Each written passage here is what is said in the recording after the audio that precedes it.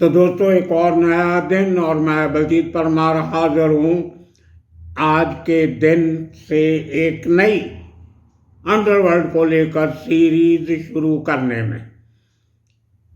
पिछले दिनों में, महीनों में, सालों में हमने तकरीबन मुंबई के हर गैंग का जिक्र किया और उनके अंदर की सब बातें आपको बताई, सुनाई। किसी भी हमारी स्टोरी को किसी ने आज तक चैलेंज नहीं किया, कोई हमें लीगल नोटिस नहीं मिला, कोई किसी ने इतराज़ नहीं किया कि हमारी बताई हुई कोई बात गलत थी। हमने कांजूरमार्ग गैंग का जिक्र किया, विखरौली का किया, घाटकोपर का किया, तिलक नगर का, अगरीपाड़ा, करीम लाला, दाऊद इब्राहिम, छोटा राजन, बड़ा राजन, अरुण गवली, अमर नायक, हर गैंग का जिक्र किया और हर उस बड़े छोटे क्रिमिनल का जिक्र किया जिसका कोई ना कोई मुंबई में अशांति, टेरर, क्राइम, दहशत फैलाने में हाथ था।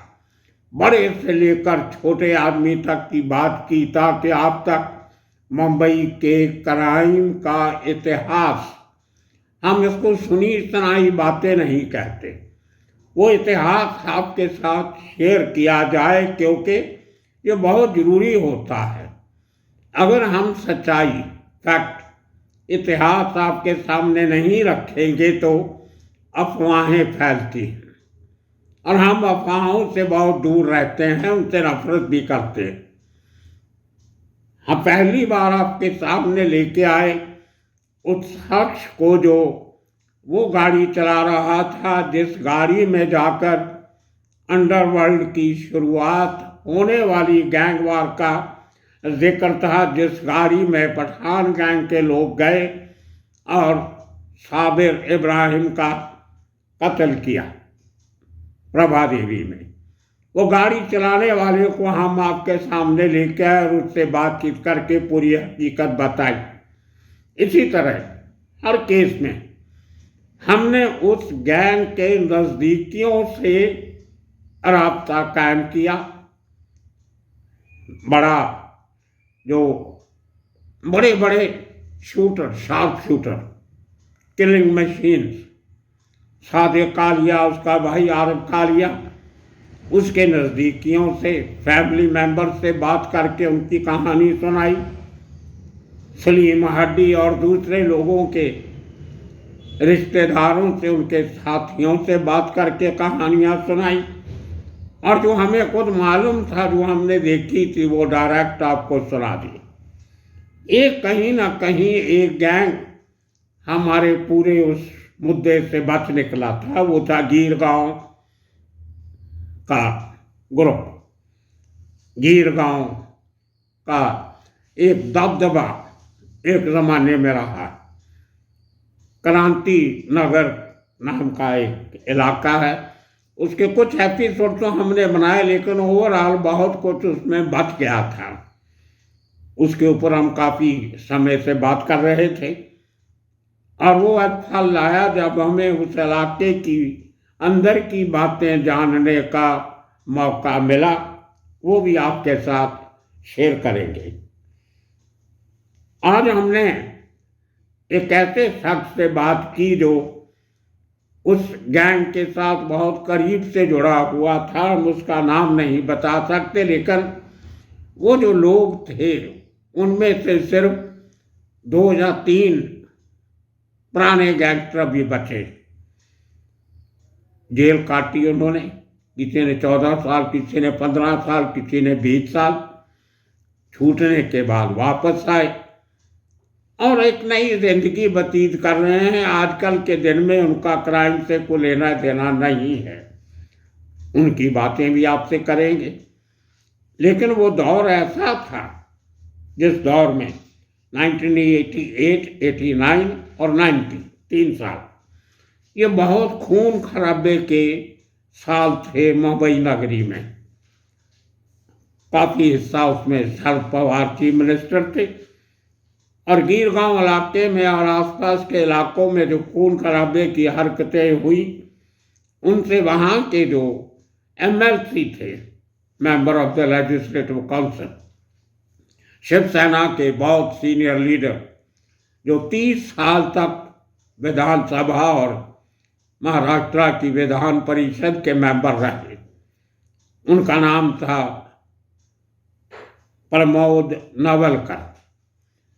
बहुत बढ़िया उम्दा इंसान थे, शिवसेना में रहते हुए भी शरीफ, ईमानदार और बढ़िया नरम दिल के आदमी थे। शायद इसीलिए 30 साल तक वो असेंबली और काउंसिल में मेंबर रहे। ग्रेजुएट थे।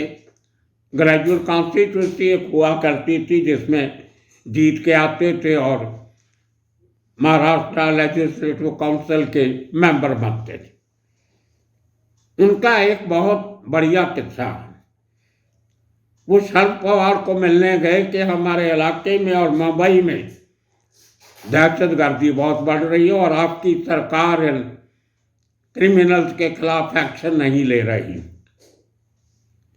तो शरद पवार ने शायद गौर नहीं किया उनकी बात पे। तो उन्होंने 1990 में जब असेंबली सेशन चल रहा था, असेंबली सेशन के साथ साथ विधान परिषद का सेशन भी चल रहा था, तो वो एक रिवॉल्वर लेके पहुंच जाते हैं हाउस के अंदर। और जब मुंबई की लॉ एंड ऑर्डर सिचुएशन पे बहस हो रही होती है तो वो अपनी जेब से एक पिस्टल निकाल लेते हैं। रिवॉल्वर नहीं, पिस्टल था, स्टार पिस्टल, वो निकाल लेते हैं।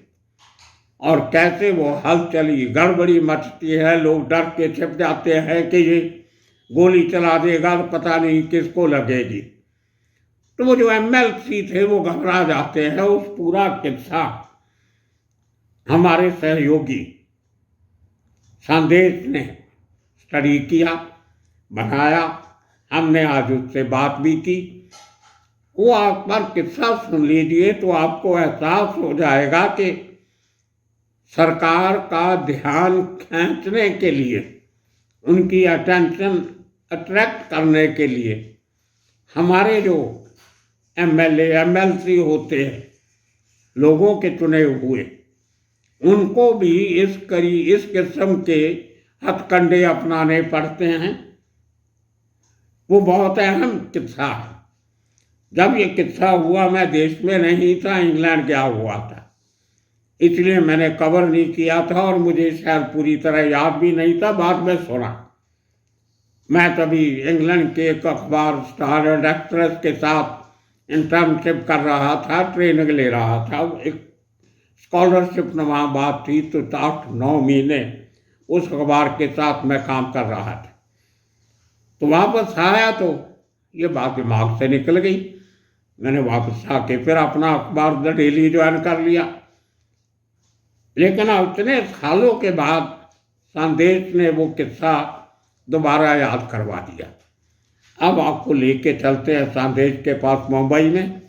वो पूरा किस्सा सुनिए, फिर करते हैं अगली बात। हाँ जी संदेश, गुड इवनिंग, कैसे हो? गुड इवनिंग सर, अच्छा हो, आप कैसे? बढ़िया बढ़िया बढ़िया। सबसे पहले आपको नया जॉब मिलने की बधाई हो। जी जी, आप थैंक यू। अच्छा जिंदगी में बहुत मेहनत करते हो, कामयाब हो। हमारी सब सुनने वालों की इच्छा, आशीर्वाद आपके साथ है। जी जी, थैंक यू। अच्छा, हम बात 2-4 दिन पहले बात कर रहे थे कि पुराने शिवसेना के एक नेता हुआ करते थे प्रमोद नावलकर। जी जी बहुत बढ़िया, यूएस जेंटलमैन जिसको बोलते हैं। लोग ये भी कहते थे कि इतना शरीफ आदमी शिवसेना में कैसे है, बकौल से बोलते थे लोग। जी जी बहुत बढ़िया आदमी थे, कभी किसी से कोई दादागिरी नहीं, कोई इल्जाम नहीं। सारी जिंदगी 30 साल तक वो महाराष्ट्र की असेंबली और विधान परिषद के मेंबर रहे।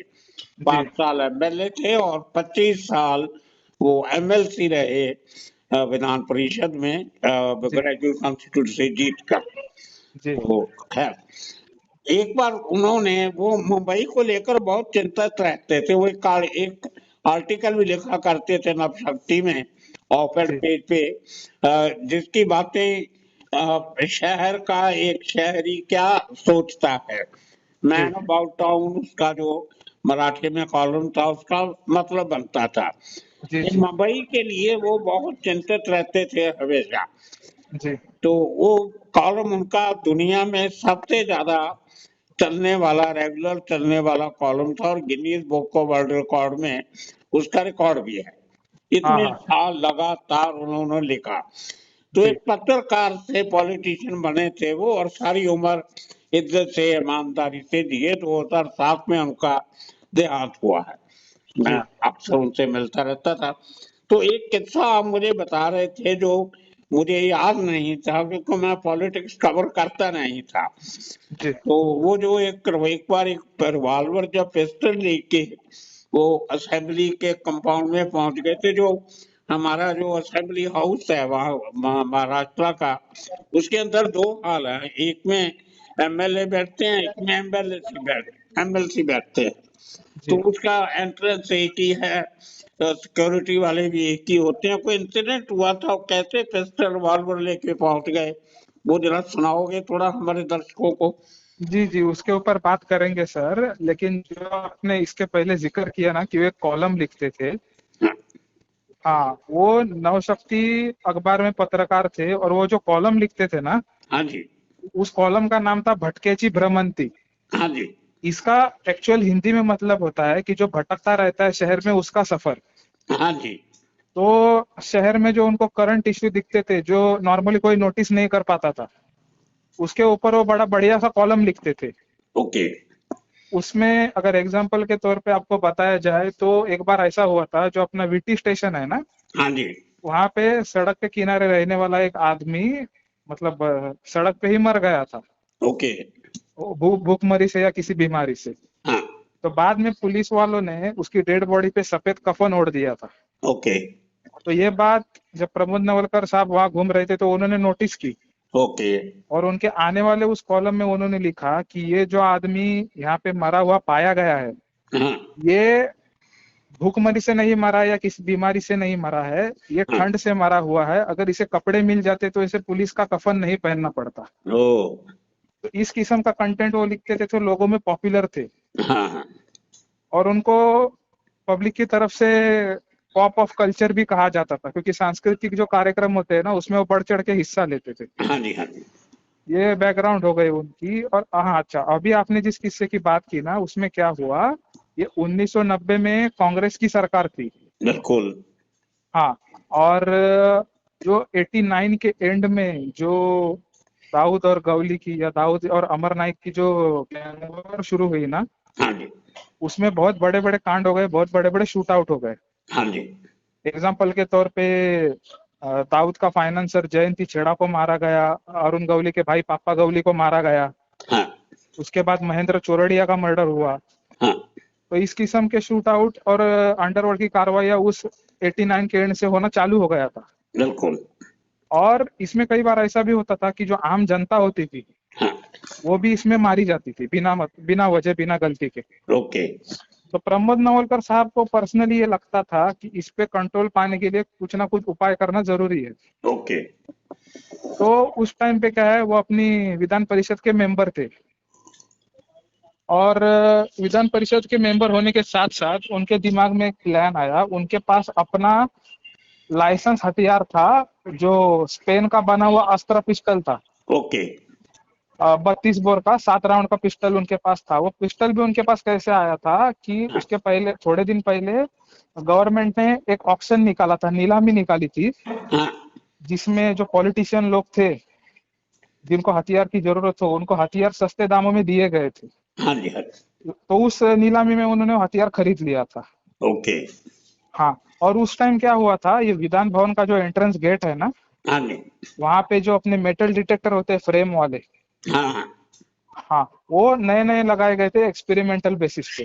ओके। तो प्रमोद नवलकर साहब के मन में विचार आया कि मैं ये जो मेरा पिस्टल है ये विधानसभा के अंदर ले जाके दिखाऊंगा लोगों को, हाँ। और ये लोगों को दिखा दूंगा कि यहाँ अगर विधान भवन ही सुरक्षित नहीं तो आम जनता सुरक्षित कैसे रहेगी। बिल्कुल। ये उनका मकसद था। तो उन्होंने क्या किया, उन्हीं के साथ वहां पे एक दूसरे एमएलसी थे जिनका नाम था गणेश प्रभाकर प्रधान। हाँ जी। तो गणेश प्रधान साहब जो थे ना, वो बहुत ही सीधे साधे स्वभाव के आदमी थे और बहुत ही डिसिप्लिन थे। हाँ, उनकी रिस्पेक्ट बहुत करते थे लोग, बहुत बढ़िया पॉलिटिशियन थे वो भी। हाँ। जी जी। तो उन्होंने उस दिन क्या किया, जुलाई महीने की बात है, 1990 की। हाँ जी। तो प्रमोद नवलकर साहब ने क्या किया, वो विधान भवन के अंदर एंट्री करते टाइम जानबूझ के वो गणेश प्रधान साहब के पीछे खड़े हो गए। ओके। और नवलकर साहब को पता था कि गणेश प्रधान वहां आते समय अपने साथ एक बैग लेके आते हैं। ओके। तो जानबूझ के वो मेटल डिटेक्टर का गेट पास करने के टाइम में वो प्रधान साहब के पीछे खड़े हो गए। और जैसे प्रधान साहब ने वो मेटल डिटेक्टर पास करके आगे बढ़े ना, हाँ। उन्होंने प्रधान साहब को आवाज देके पीछे बुला लिया कि आप थोड़ा इधर आइए, आपसे कुछ काम है। ओके। तो बेचारे वो प्रधान साहब उसी मेटल डिटेक्टर से दोबारा वापस पीछे आ गए। ओके। तो उनको किसी यहाँ वहाँ की बातों में उलझा कर 5-7 मिनट तक वो बड़ी चालाकी से वो नवलकर साहब ने पिस्टल गणेश प्रधान साहब की बैग में डाल दिया। ओके। जबकि वो पिस्टल खाली था, उसमें गोलियां नहीं थी। हाँ हाँ। और जब उनका काम पूरा हो गया तो उन्होंने कहा कि चलो अब अंदर चलते। ओके। तो वहां पे जो पुलिस वाले या सिक्योरिटी गार्ड जो रहते हैं ना, हाँ। उन्होंने इस बात पे ध्यान नहीं दिया क्योंकि गणेश प्रधान साहब पहले ही एक बार मेटल डिटेक्टर पास कर चुके थे। बिल्कुल। और नवलकर साहब ने उसमें भी प्रधान साहब से ये कहा कि जो मेटल डिटेक्टर का साइड वाला रास्ता है, हाँ। उन सीढ़ियों से आप अंदर चलिए। ओके। और पुलिस वालों ने भी कोई चेकिंग नहीं की। तो इस तरह से नवलकर साहब ने वो पिस्टल अंदर पास करवा लिया गणेश प्रधान साहब के थ्रू। और कुछ मेटल डिटेक्टर से निकल गए, इनके पास तो कोई था नहीं। जी जी, उन्होंने वो बैग में से पास आउट करवा दिया था पहले ही। और बाद में अंदर जाने के बाद उनकी बैग में से निकाल के वो पिस्टल उन्होंने अपने पास ले भी लिया। ओके। शायद उन्होंने अंदर जाने के बाद गणेश प्रधान साहब को बताया होगा। हाँ। हाँ। और उसमें भी क्या हुआ सर, ये लोग जब अंदर गए ना, हाँ। तो उस दिन के सेशन में जो चर्चा या बहस का जो मुद्दा था, हाँ। वो अंडरवर्ल्ड की कार्रवाइयों पे ही था। ओके। तो बड़ी जोरदार बहस रूलिंग पार्टी और अपोजिशन में चल रही थी। हाँ। तो उसी सिलसिले में जब ये प्रमोद नवलकर साहब को बोलने के लिए कहा गया ना, हाँ। तो वो बोलने के लिए खड़े हो गए। तो उन्होंने अपना पिस्टल बाहर निकाल लिया। ओके। पिस्टल अंदर देखने के बाद वहां के लोगों का जो माहौल था वो थोड़ा सीरियस हो गया। हाँ। तो उस टाइम क्या है, वो वहां के जो अध्यक्ष थे, स्पीकर थे, वो थे जयवंत तिलक। हाँ। वो उन्होंने हाँ, सब, वो वाइस चेयरमैन उपाध्यक्ष थे विधान परिषद के। हाँ, विधान परिषद के। हाँ, तो उपाध्यक्ष थे। उन्होंने, तो वहां थोड़ा माहौल सीरियस हो गया। तो उन्होंने सब लोगों से अपील किया कि आप सब लोग शांत बैठ जाओ, डरने की कोई बात नहीं है। और वहां पे जो गार्ड मौजूद थे ना अंदर, हाँ। उनसे वो जयवंत तिलक साहब ने ऑर्डर किया कि ये नवलकर साहब ने जो पिस्टल हथियार निकाला है वो पहले आप अपने कब्जे में ले लो। ठीक है। तो गार्ड जब वो पिस्टल नवलकर साहब के पास से लेने गया, हाँ। तो नवलकर साहब ने कहा कि रिस्क की कोई बात नहीं है, इसमें गोलियां नहीं है। हाँ। और नवलकर साहब ने गार्ड को पिस्टल सौंप भी दिया। ओके। बाद में उस दिन का जो सेशन था, वो वहां के जो जयवंत तिलक थे उपाध्यक्ष, उन्होंने वो रोक दिया उस दिन के लिए। हाँ।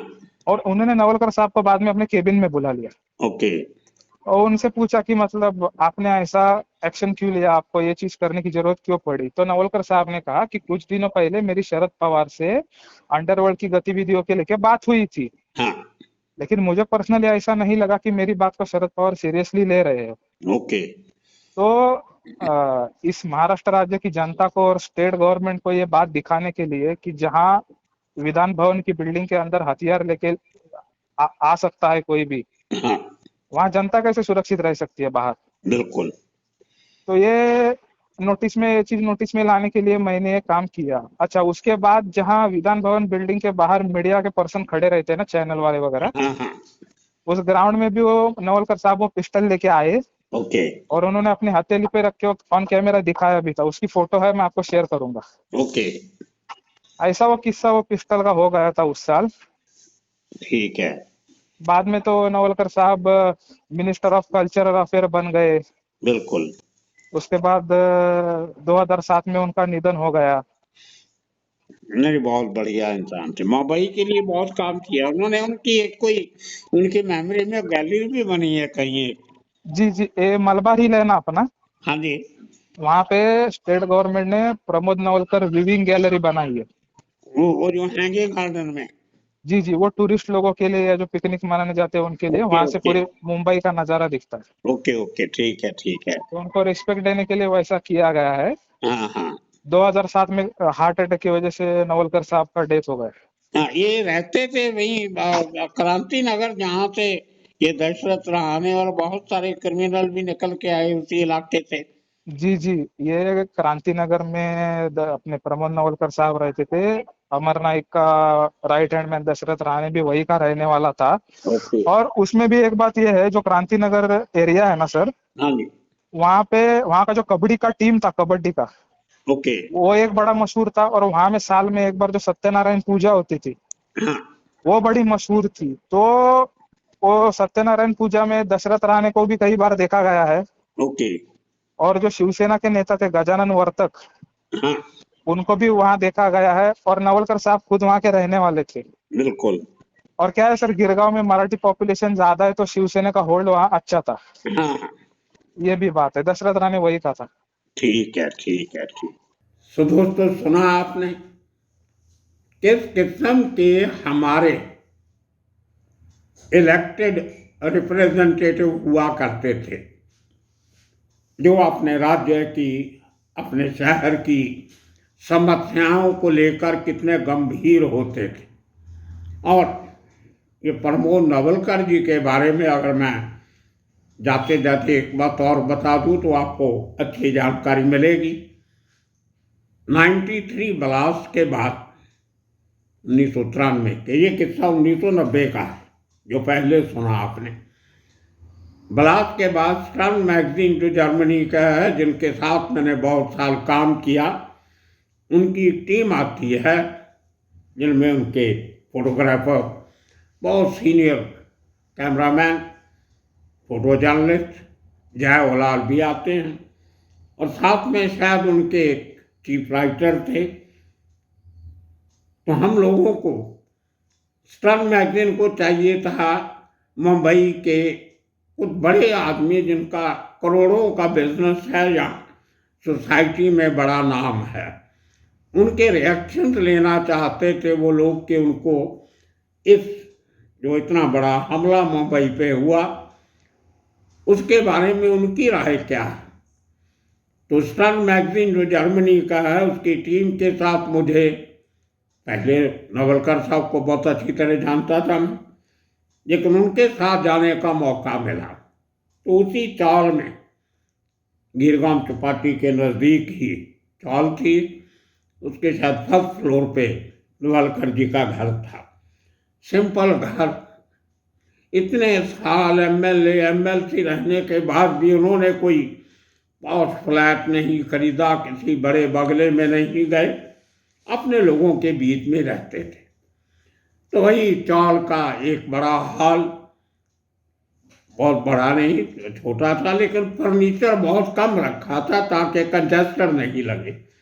तो वो जर्मन भाई साहब और जयवलाल और मैं तीनों, बहुत लंबी चौड़ी इनके साथ वार्ता हुई। जो तभी नोट्स लेने का ज़माना था, वीडियो रिकॉर्डिंग करने का कोई फैशन नहीं था। और स्टर्न मैगजीन तो वैसे भी रिटर्न मैगजीन था, प्रिंट मीडिया था, तो वीडियोग्राफी की कोई ज़रूरत नहीं थी। फोटोग्राफ बहुत ली गई। जब हम 1.5-2 घंटे के बाद नीचे उतरे तो जर्मन भाई साहब मुझे कहते हैं कि ऐसा लीडर मैंने आज तक दुनिया में नहीं देखा। मैंने बहुत सारे देशों के प्रेसिडेंट्स, प्राइम मिनिस्टर, बड़े बड़े लोग, इन्फ्लुएंसर पर्सनैलिटीज, उनको इंटरव्यू किया है अपने मैगजीन के लिए, लेकिन इतना डाउन टू अर्थ पॉलिटिशियन मैंने जिंदगी में पहली बार देखा। तो ये एक ट्रिब्यूट था प्रमोद नवलकर जी को। और 2007 में अनफॉर्चुनेटली उनका निधन हो जाता है। हम चाहते हैं कि इस किस्म के नेता अगर आज के दिन में होते तो शायद हमारे राज्यों की और देश की हालत इस किस्म की नहीं होती। खैर, वो पॉलिटिकल विषय है। तो आने वाले दिनों में इस गिरगांव कंपनी के किस्से आपको सुनाते रहेंगे, बहुत इंटरेस्टिंग किस्से हैं। तो जुड़े रहिए आप Baljeet Parmar for you channel के साथ। आप सबका बहुत बहुत शुक्रिया, धन्यवाद।